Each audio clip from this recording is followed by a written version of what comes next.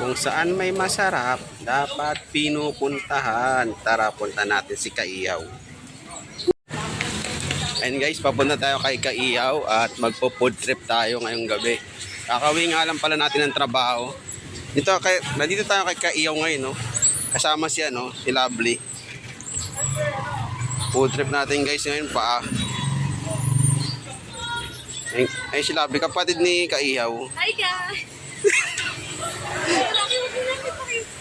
Food trip talaga guys, pa. Hindi ko alam kung anong tinatagay nila eh.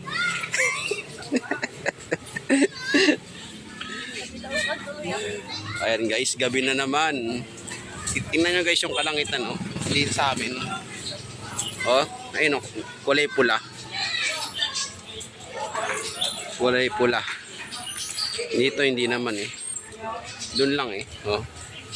Ayun, oh, kulay pula yung kalangitan doon, oh.